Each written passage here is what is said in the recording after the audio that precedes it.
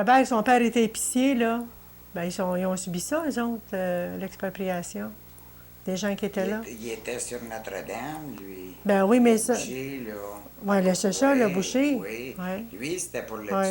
tunnel. Lirette? Non. Pas Lirette? Ben, ils étaient dans le temps aussi, il était ouais, exproprié lui aussi. ouais, Puis oui. monsieur Robert, qui était aussi, qui était sur la rue, Je sais que Marcel en pas loin du parle, docteur, là. j'étais Ouais. parent avec le don, oui, mais c'est pas les mêmes, ça. Ça, l'autre, il y avait deux sœurs, puis lui, Monique, et puis, je sais pas comment son autre nom à l'autre, là. Et puis, il y avait, mais les maths, tu Ah oui.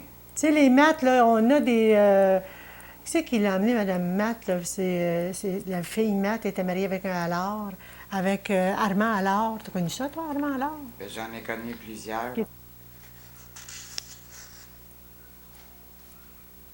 C'était la première usine à s'implanter, la locomotive. Ah ouais. Ouais. J'ai lu ça dans un livre, je ne savais pas. Maillet a travaillé là aussi. Qui? Monsieur Maillet. Oui, hein? Oui, puis Jean-Guy aussi a travaillé là. Il travaillait avec papa. Ouais. Il allait voir papa dans Ah ouais. la chanson. Il me contait ça l'autre fois. Mais là, j'ai un problème technique. Bon. Ça sautille encore?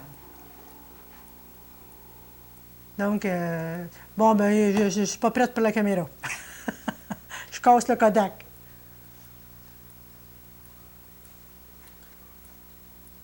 Je vais laisser rouler un petit peu. Ah non, Bon. c'est curieux. Elle grogne. Elle n'avance pas? Oui, oui. Sauf que quand je réécoute, Ouais. C'est très moelleux.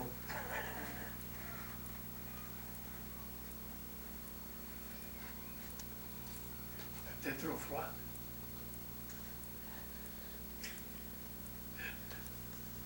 non, mais ça allait suivre son cours. Bon. André ont resté là, et puis Aimé Racine qui est resté en bas après. Ils sont Mais partis. c'est Méracine qui a construit à côté de chez nous, ça. C'est le père de Madeleine, ça. Oui. Aimé Racine, ben oui. Ouais. Ben oui. Il est resté sur Bruno avant de construire sur Cathy. Oui, il est resté sur. Ben oui, il est resté en bas, dans la C'était maison. son frère, ça. Maman, il avait Aimé, dit, ça. une fois, maman, il avait dit un mot pour me mettre. Ah, ben oui, c'est vrai. Ah non, non, je trouve bien. Ah non, vous Ah, ne non. devez pas parler. Fume-là.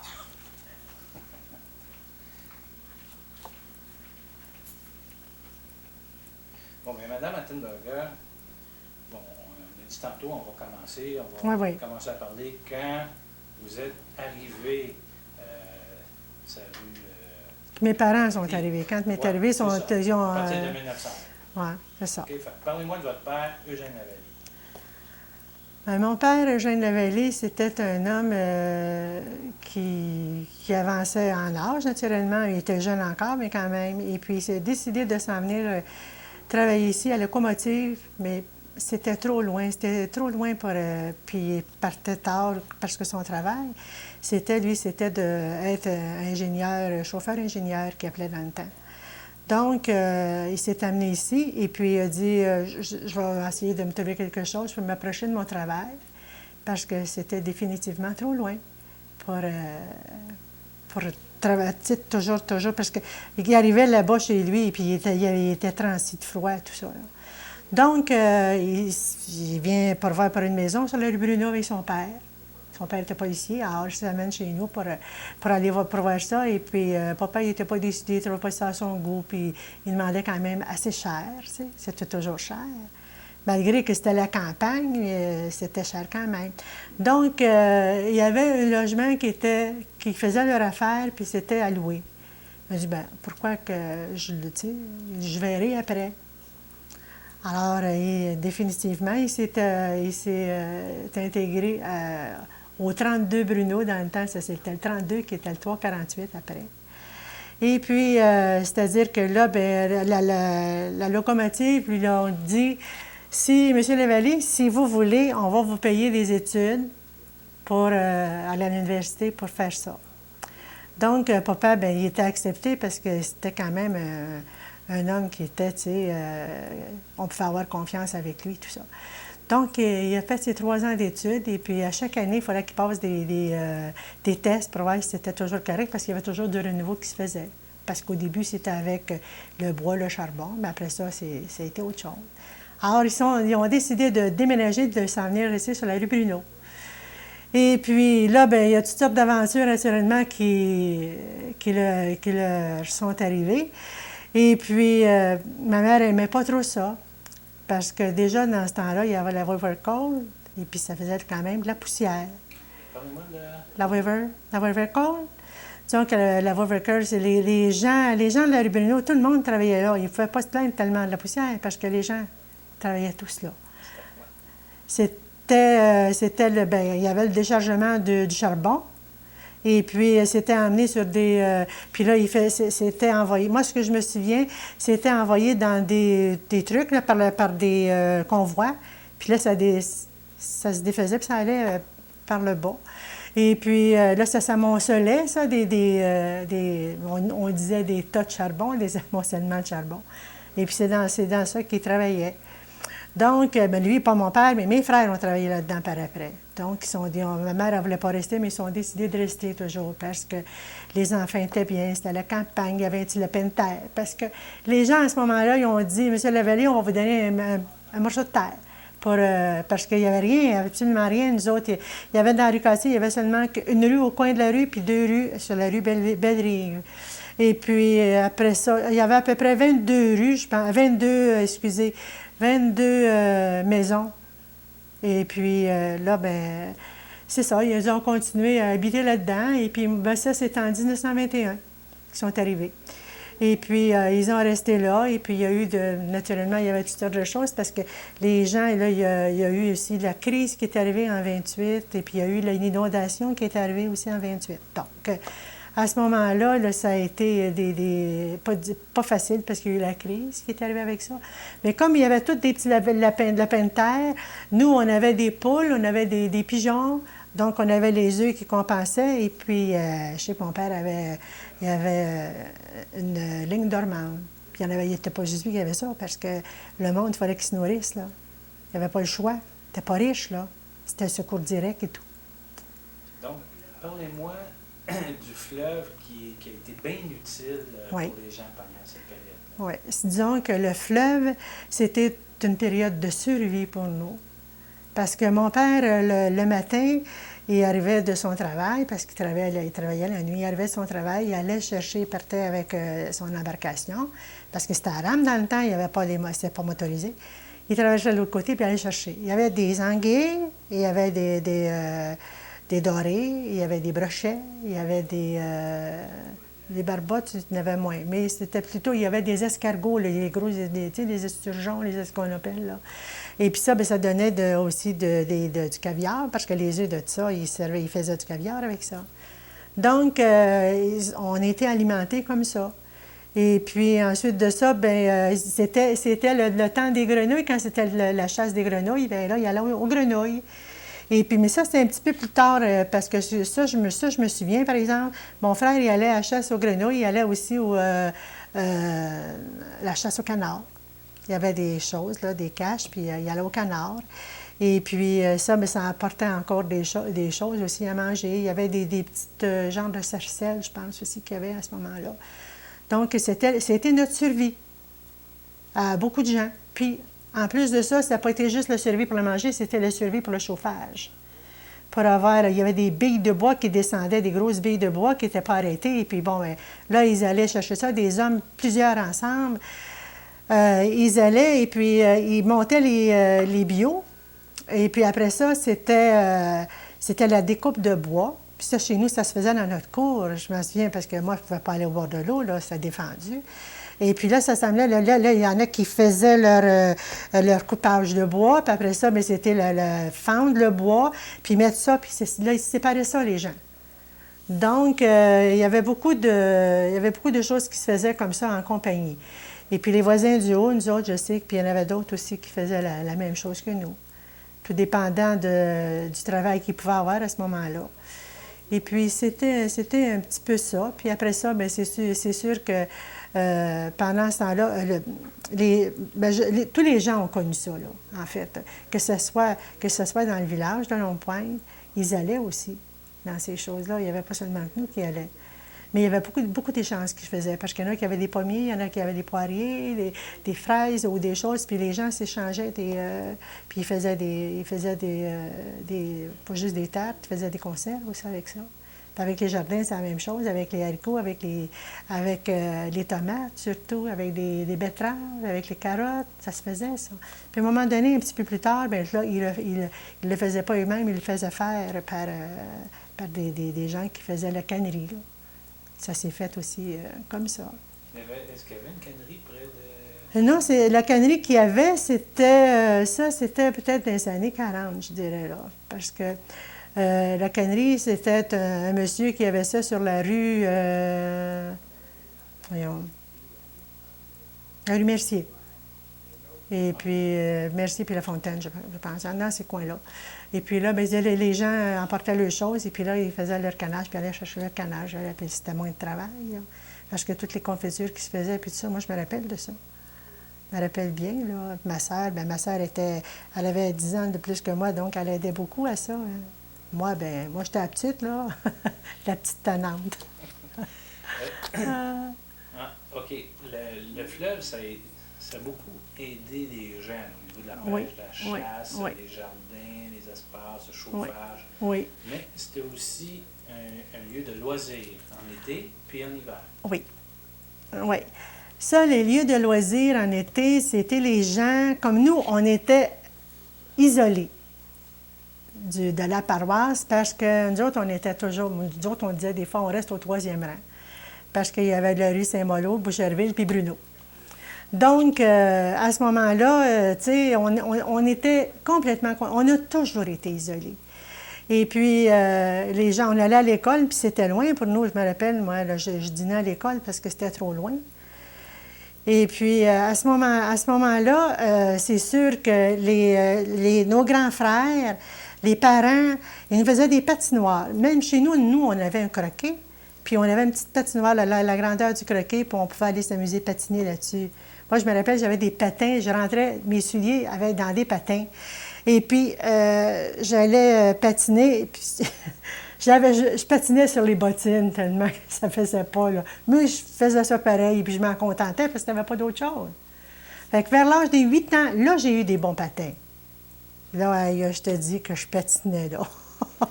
Vous mentionnez à un moment donné, vous parlez des glissades au bord de l'eau. Oui. Il y avait des glissoires qui se faisaient sur le bord de l'eau. Et puis ça, c'était puis il y avait même des trous qu'ils faisaient pour arroser tout ça. Puis ça, il y avait c'est comme chez les Messiers, il y avait plusieurs grands garçons là-dedans. Et puis chez nous aussi, naturellement. Et puis on n'était pas les seuls, il y en avait plusieurs, là, parce que les familles étaient assez nombreuses en même temps. Alors là, ils faisaient ça, puis ils arrosaient ça. Puis on allait, il y avait 3 hélices en dessous de leur traîne, eux autres. La lisse, on embarquait au moins 6 dessus, là. Pas l'hélice, la traîne sauvage. Donc, on s'en allait avec ça, et puis on allait très loin, parce que je me souviens que mes petites pattes avaient de la misère à revenir, tu sais. Bien souvent, j'embarquais sur la traîne sauvage pour remonter, parce que j'étais trop petite. C'est ça, là. Puis les ronds, c'était la même chose alentour de chez nous. Même que les pompiers, quand ils commençaient les ronds, ils venaient aider pour faire le fond. Parce que c'était pas facile de remplir une grande patinoire comme ça. C'était des grandes patinoires, tu sais, qu'on avait. Vous me parlez à un moment donné du carnaval de glace. Oui. Un carnaval de glace, c'est-à-dire que là, à ce moment-là, moi, j'étais dans la vingtaine à peu près, là. Ça veut dire que c'était à peu près les années 50, là, tu sais, même en autour des années 50, 52, 53, avant que les autres choses commencent, là. Donc, c'était mes frères qui avaient des petits-enfants, moi, c'était mes petites nièces, puis tout ça, puis on les emmenait patiner. Et puis là, ils ont décidé de faire... il y avait les bouffons. Mon frère, c'était un bouffon. Il y en avait d'autres qui c'était des bouffons. Puis il y avait des courses sur patins. Il y avait aussi des courses, quelqu'un qui faisait du patinage, aussi des parties de hockey, naturellement. Il y avait ça aussi. Et puis il y avait comme le ballon, genre de ballon-ballet, qui faisait aussi là-dessus. C'était pas tellement, mais ça y était aussi. Donc, on s'est amusé là-dessus. Et puis, souvent aussi, comme les pompiers, ils nous prêtaient des trucs pour nettoyer et tout ça. Et puis, en tout cas, c'était un temps là, qui était fin pour essayer. Moi, j'ai vu ça, puis après ça, ça s'est perpétué quand j'étais plus vieille et puis quand je me suis mariée. Ça continuait même encore, mais ça a commencé, c'est là que ça a commencé à laisser, là. Tu sais, dans les années, je dirais à peu près 48, 50, en ces moments, tout est arrivé ensemble. On aurait dit que tout se faisait, là, tout après la guerre et tout ça. Il y avait eu des choses quand même qui se sont passées dans le temps de ça.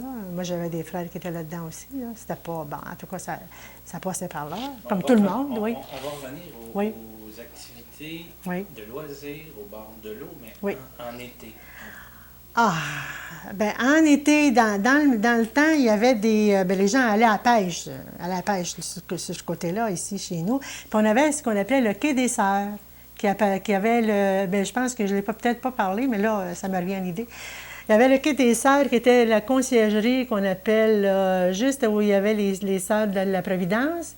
Il y avait une conciergerie, là, puis il y avait une chose d'eau... c'était une grosse butte, puis c'était des réserves d'eau qu'il y avait pour les sœurs, ça. Puis il y avait le cimetière qui était là. Bon, il y avait tout ça. Et puis, on a eu des ronds à patiner aussi dans ça.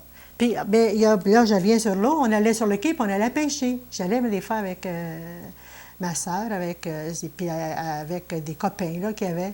Puis j'avais à peu près, tu sais, 9 ans, à l'entour de 9 ans. Et puis, on faisait ça. Puis on se baignait, mais il fallait pas... Parce que c'était trop creux, là. Et puis là, ils montaient, il y avait tous des genres de quais avec des rouleaux. Là, ils montaient les embarcations, ils les montaient là-dessus pour qu'ils ne soient pas toujours dans l'eau. Puis à un moment donné, bien là, il y a tout eu aussi quand c'était les choses moteurs, bien là, il y avait toutes comme des bouées. Avec, des fois, c'était des genres de choses d'huile en acier ou en tôle, je ne sais pas quoi. Puis il y avait des billots de bois aussi. Puis là, ils attachaient les embarcations. Il y en avait au moins, s'il n'y en avait pas une vingtaine, il n'y en avait pas une. Là. Puis là, je me... Une vingtaine de personnes qui possédaient des embarcations. Des embarcations. Puis après ça, mais là, c'était les embarcations moteurs qui sont arrivées. Donc, mon père avait son embarcation moteur. Bien là, ça allait mieux parce que la guerre était passée, puis tout ça. Donc, les années ont été plus belles par après, là. Mais ils ont quand même subi beaucoup de choses. Mais là, on allait de l'autre côté, on traversait de l'autre côté. On allait à la planche de sable. Puis c'était les gens qui entretenaient ça. Puis on traversait moi, j'avais, à un moment donné, quand j'avais une vingtaine d'années, j'avais un petit yacht blanc. Et puis, mais je partais jamais toute seule. Je partais, on pouvait le mener par en avant, là. Puis il y avait la petite chose moteur en arrière. Et puis, mais j'allais toujours avec quelqu'un. En arrivant du travail, je partais, puis ma mère elle me faisait un petit pique-nique. On s'en allait pique-niquer de l'autre côté. Là, on allait faire la nage, puis tout ça. Puis on avait des amusements là-bas, c'est sûr. Mais ça, c'était sur la petite plage de sable. La petite plage de sable de l'autre côté, c'est où? C'est juste un petit peu, c'est en face, que je dirais, de la River Cole, là. Un petit peu en montant. Mettons la Gibson, un petit peu plus haut que la Gibson. Donc, il fallait monter comme ça, puis après ça, piquer de l'autre côté. Parce que avant de faire ça, les gars, là, mes frères, tout ça, il n'y a pas juste mes frères, ils traversaient le fleuve, ils partaient de Vio pour traverser le fleuve à nage. Puis là, ils arrivaient dans les îles de l'autre côté, là, comme l'île, je dirais, l'île peut-être Sainte-Thérèse ou quelque chose, mais oui, il y a le pont-tunnel, mais un petit peu plus loin. Ils arrivaient là aussi. Ça, c'était des choses qu'ils faisaient. Et puis, ensuite de ça, avec les bateaux qu'on avait au quai, là, au quai de la River Cole, il y avait les matelots, ils venaient se baigner aussi. Il y avait des gros bateaux qui venaient là, pour là, puis là, ils venaient se baigner aussi.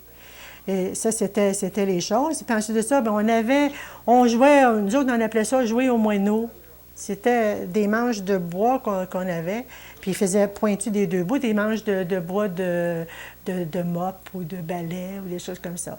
Et puis là, bien, on pesait là-dessus, puis on faisait un battage du moineau, puis il fallait faire des grands pas pour faire quand avec tant de pas, bien, il fallait que l'autre fasse la même chose pour être cas. C'était un jeu comme ça.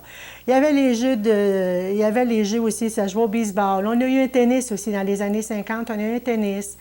Et puis, disons qu'il y avait nous autres, au croquet chez nous, il y avait beaucoup de monde, là. Il y a les gens, des fois, ils venaient jouer chez nous. Et puis, des fois, mes frères, ils mettaient la zizanie parce qu'ils étaient moins bons que les autres. Il y en avait un Maurice Simard. Mon papa, il l'appelait son petit prodige. Il jouait comme des grands, comme les grands. Et puis, quand tu se faisais battre, mon frère, il ramassait. Maman il disait, non, pas de chicane, là. Tu les laisses les boules, puis tu t'en vas. Quand tu seras de bonne humeur, tu reviens jouer avec eux autres, mais c'est pas pour les déranger parce que c'est toi qui fais la bisbille, là, tu sais. Mais vous dites Oui. que c'était très populaire. Oui. Est-ce qu'il y avait c'était des gens du reste du village qui venaient jouer? Oui, il y avait des gens il y avait les Simard, la famille Simard qui restait sur la rue Saint-Just. Ils venaient aussi jouer au croquet chez nous. Puis il y avait des gens, parce qu'à un moment donné, on a gagné la coupe pendant 12 ans. Une coupe internationale là, de la coupe de croquet. On gagnait ça pendant 12 ans. Donc, ça amenait du monde, ça faisait du bruit aussi. Il faut dire que ça faisait quand même du bruit. Parlez-moi des levées de soleil sur le fleuve. Ah, mon Dieu! Ça, on a eu des levées de soleil. Ça, c'était quasiment tous les matins. Nous autres, on était à la recherche de ça. Toujours vers le lever du soleil, puis on avait juste à peine d'aller sur le bord de l'eau, puis on voyait ça. C'était superbe. On a eu des levées de soleil et c'était extraordinaire. Et puis, on a eu des couchers de soleil aussi. Parce que nous, c'était comme si c'était pas construit. Il n'y avait rien de construit. C'était les sœurs avec leur terre qui était tout alentour de chez nous. Donc, c'était pas construit, ça. Puis, à ce moment-là, on voyait coucher le soleil. Moi, je voyais mes petites nièces, là, après ça, et je disais, venez, on va regarder ça, venez voir ça. Puis là, je leur montrais aussi, pour des petites bébites qui avaient peur de ça, épouvantable. Puis à un moment donné, ils prenaient des araignées, puis les autres épates, puis tout ça. Mais disons qu'ils venaient voir avec... Puis là, ils disaient, bien, tu vois les beaux cumulus, regarde ça, à un moment donné, là, quand c'était tous des petits, mais là, ça va apporter du mauvais temps, ça apportait du mauvais temps. Puis bon, ils retenaient ça, les enfants, puis ils aimaient ça, ils montaient, puis ils venaient voir Tante Germaine. Puis ça, c'était un autre moment, là, c'était un petit peu plus loin, là. Mais disons que ça a continué avec les petits-enfants chez nous. À avoir le jardin et puis à avoir le tennis puis tout ça, ils ont des choses, puis après ça, mais là, les autres, ils pouvaient aller plus loin parce que nous, dans notre temps, on ne pouvait pas partir puis retourner dans le coin de l'école pour aller jouer au parc. C'était pas possible, on était trop petits, c'était trop loin. Et puis, on ne pouvait pas. Donc... Vous allez me parler de ce que votre père vous disait... Ah oui, ça, j'étais toute jeune et puis papa, il m'amenait sur ses épaules, il montait sur ses épaules et puis on allait jusqu'au bord de l'eau, c'était pas loin parce qu'on était à la 3e maison du bord de l'eau. Donc, là, il m'amenait puis il disait, parce que c'était beau, avec les couchers de soleil qu'on avait, c'est sûr que, et puis on regardait passer aussi les bateaux aussi, il y avait beaucoup de bateaux qui passaient, puis les bateaux qui allaient au Saguenay, là, le Québec, le Saint-Laurent, et il y a les autres aussi, il y en avait le Saguenay, je pense. Alors on regardait passer ça, il y avait des vagues, puis on allait prendre ces vagues-là. Et puis là, il disait, tu vois, là, regarde là-bas, là, les monts qui sont là. Et puis il dit, regarde aussi là-bas l'église que tu vois, là, aujourd'hui, c'est la cathédrale de Belleuil. Puis il disait, là, il a dit, ils sont là pour se laisser admirer. C'est des vieux monts usés, ça, puis ils sont là pour se laisser admirer. Regarde comme c'est beau. Et puis il disait, personne ne vous enlèverait ça. Personne ne vous enlèverait ça. En fin de compte, bien, c'est ça. Même j'ai vu passer le R100 chez nous aussi, là. On voyait passer ça, le R100, parce que c'était... Puis il passait le soir, là, chez nous, puis ça passait juste près du fleuve, au-dessus de chez nous, ça passait, ça. Puis aussi, et puis mon père, naturellement, c'était un poète. Franchement, là, des fois, moi, j'ai des choses qui me restent de lui. Et puis, papa, c'était un homme tout simple, mais c'est un érudit. Il a appris beaucoup de choses par lui-même, malgré qu'il a fait son université quand même pour apprendre, pour faire son travail et tout ça. Il aimait beaucoup ça. Puis papa, lui, c'était dans... Moi, ce que j'admirais dans mon père, c'est que c'était aussi, je dis ça en surplus, là, il était un as des mots croisés. Lui, tu pouvais pas... C'est rare qu'il finissait pas les mots croisés. Là. Bon, c'était un as là-dedans. Puis quand moi, j'allais à l'école et tout ça, puis mon père, je disais... J'ai demandé pour tel pays, mon papa, montre-moi aussi que France, ou qu'il y a l'Italie, ou les États-Unis. Là, il montrait, c'est là, c'est là, c'est là. Là, j'ai dit, comment je vais faire pour y en trouver un qui ne peut pas le voir, tu sais, ça va être trop petit, d'un coup, je vais la Suisse. Je demande, papa, à quelle place que c'est la Suisse? Il était là, il lisait sa presse des fois, il disait, oh, c'est là. Puis puis il avait le doigt en plein dessus, là. Mais justement, moi, je l'admirais, là, tu sais, j'ai dit, mon Dieu, que c'est-tu beau. Puis j'étais bonne dans ça aussi. Tu sais, quand tu admires ton père, et puis, hein, que... Maman, elle ne s'occupait pas de nous autres tellement pour les leçons. Et puis, mais j'avais ma grande sœur qui s'occupait de moi, tu sais, puis mon père aussi qui nous montrait des choses. Alors quoi, c'était intéressant. Vous allez me parler maintenant, c'est ça, là, les années 50, Oui, la modernisation, oui, jusqu'aux années 60. jusqu'aux années 60. C'est ça. Les années 50, disons que c'était des années c'est les années qu'on a fini avec... c'est les années, pour moi, de finition, c'est les années de mariage aussi, en 59. Et puis, disons qu'à ce moment-là, bien, si on était plus... il y avait des choses qui se faisaient, mais moins, là. Parce que les gens étaient mariés, les grands étaient mariés, puis bon, ils n'étaient plus là pour faire les sauts, excepté que mon frère. Nous autres, on en avait toujours parce qu'il y en avait quand même qui étaient restés. Mais c'était plus la même chose, là, tu sais. Bien, on avait vieilli aussi, là, tu sais, là. Fait que ça changeait. Et puis, mais il y avait toujours des gens qui s'en venaient, puis qu'on avait des cousins, des cousines qui venaient patiner, puis qui venaient manger chez nous, là, tu sais, le soir, là. On faisait des anciens poêles qu'il y avait encore. Et puis, ils faisaient des rondelles de patates sur le dessus du poêle. Maman disait, vous allez me nettoyer ça comme il faut après. Mais tu sais, il y avait encore le monde qui venait. Et puis, ça a toujours continué parce que je sais, moi, j'ai pas eu connaissance de ça aussi. Mais je sais que mes frères, il y avait toujours des cousins, des cousines que moi, je me demandais qui c'était tout ce monde-là. T'sais, mais là, après ça, ça a changé. Naturellement, là, les choses, c'était le cinéma qui rentrait en ligne de compte. Et là, ça a été un petit peu...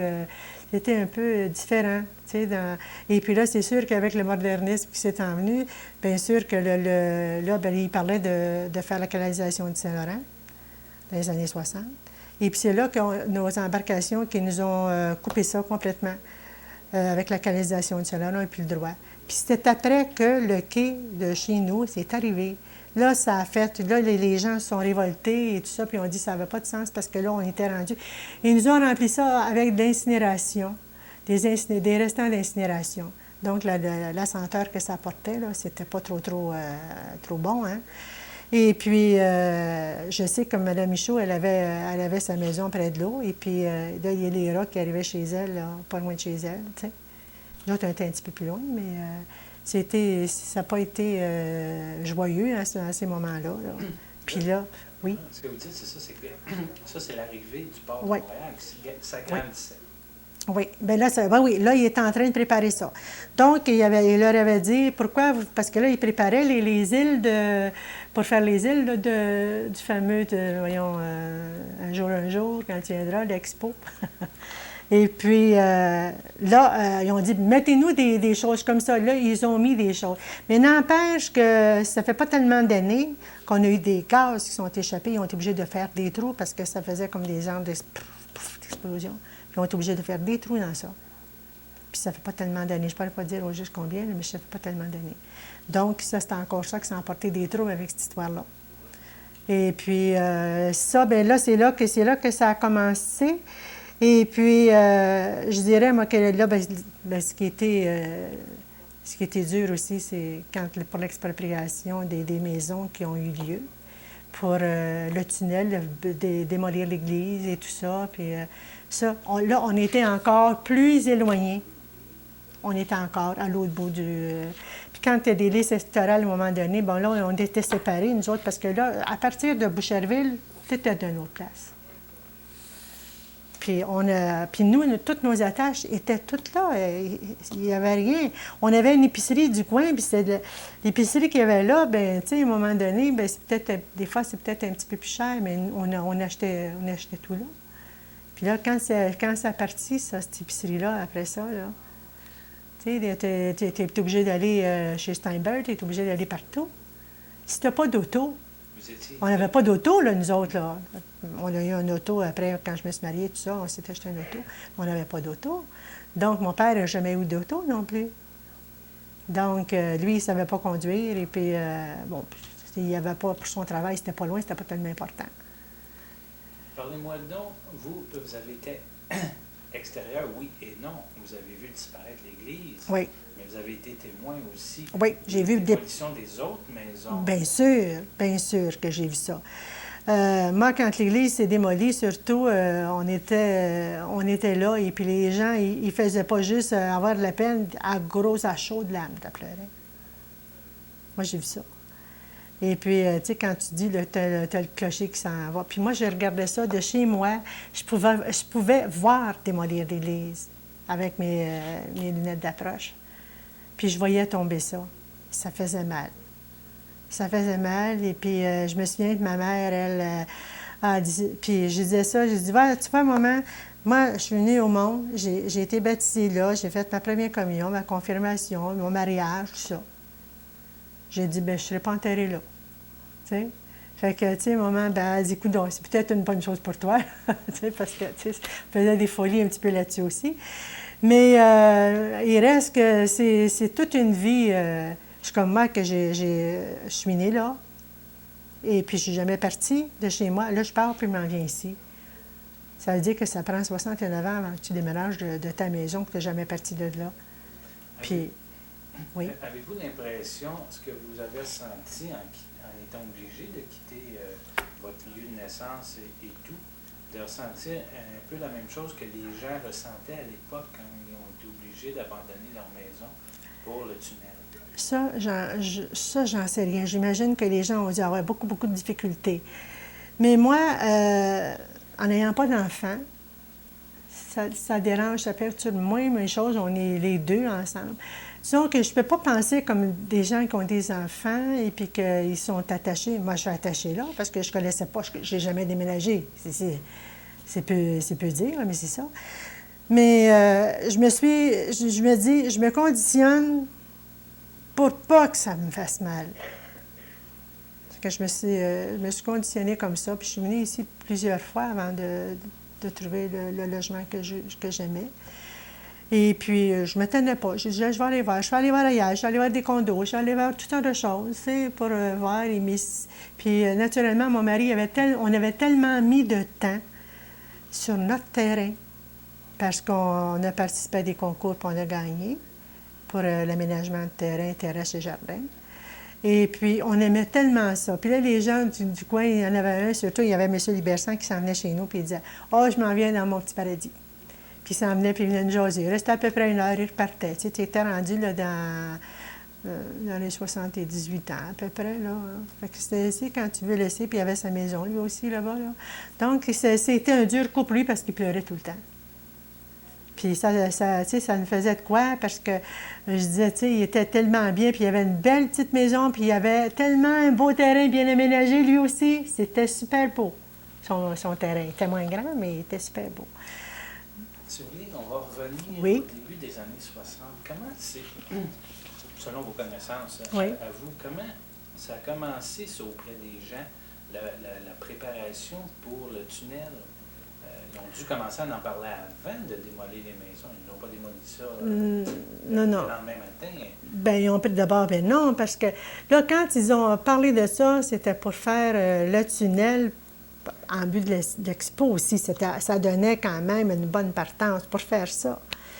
Donc les gens, c'est sûr que les gens n'étaient pas contents que ce soit. Ils ont dit, bien, ils ne peuvent pas passer, 200 pieds plus loin, là. Pourquoi que ça n'aurait pas été les salles qui auraient été déplacées au lieu de l'église, tu sais? Ça déplace bien du monde. Mais pourquoi qu'ils n'auraient pas passé dans le champ en arrière chez nous, là? Il y avait de la place là, pour en faire un tunnel, là, aussi, une supposition, là.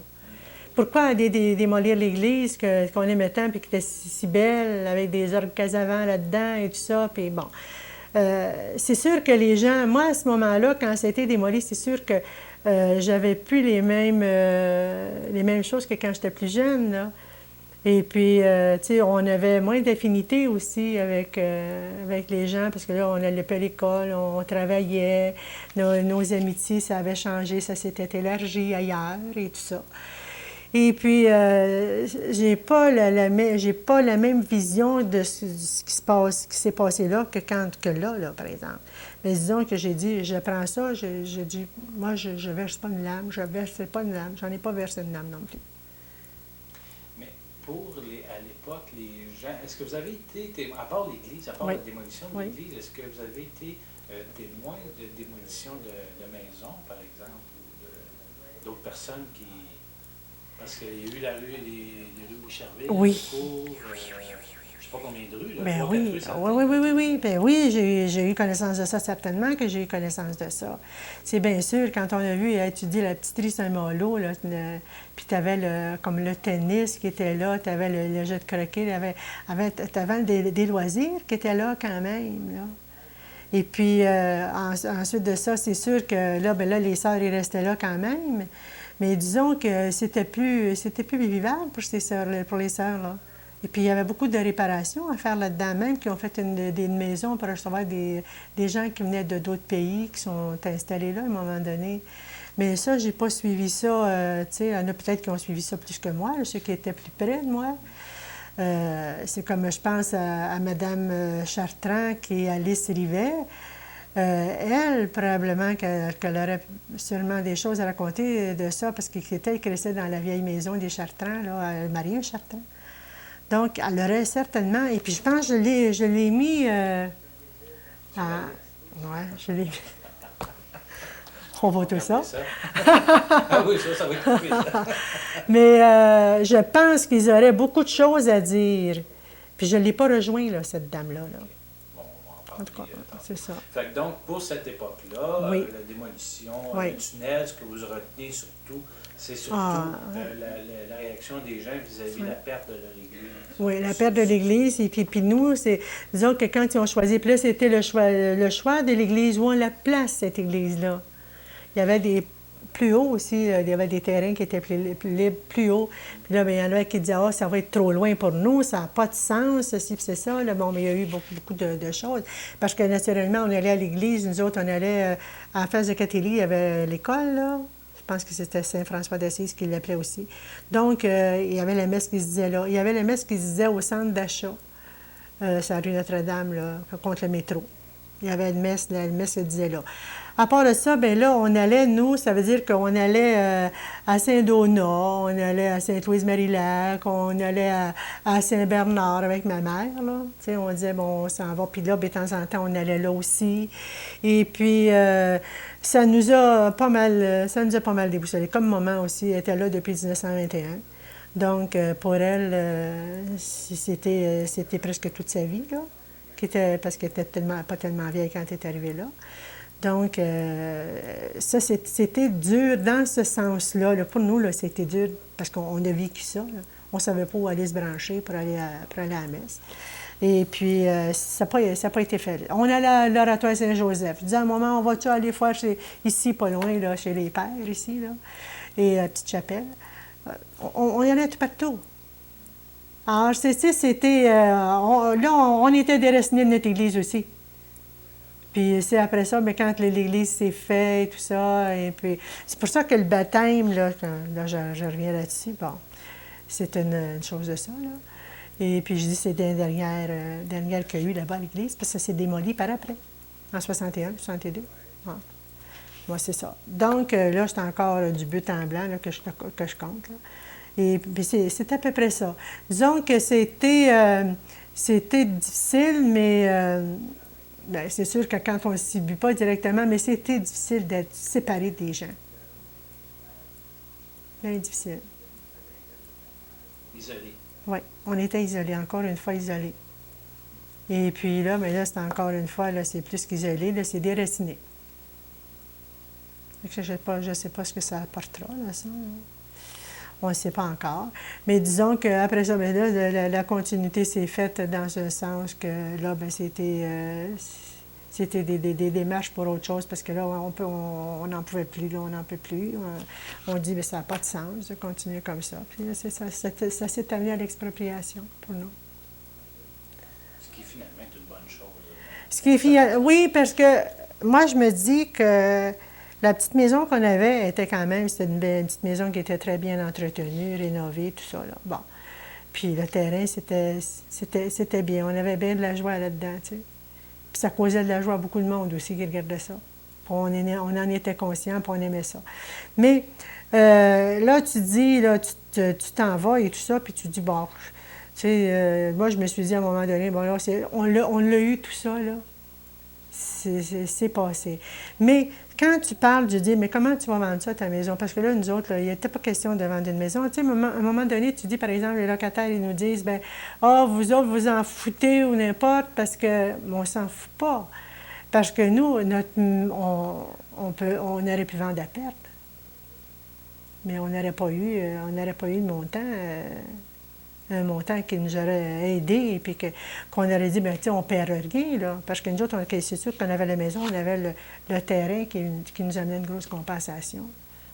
Puis une vie de travail aussi. Puis une vie de travail qui était là, mais comme je dis, on dit, il faut... Mais mon mari, il trouve pas ça... il trouve pas ça facile. Parce que quand il est arrivé, lui, il n'aurait pas voulu rester là. Ça, c'est personnel, là. Mais après ça, ben là, il s'est habitué avec les gens. Parce que, tu sais, quand tu viens d'en dehors du pays, tu es émigré, tu as toujours des bons coups à un moment donné, tu sais, que tu subis à cause de ça. Alors, il n'a pas été facile de s'intégrer avec les gens à cause de ça. Puis je disais, bon, on va s'organiser, tu sais, on est ensemble, on va s'organiser.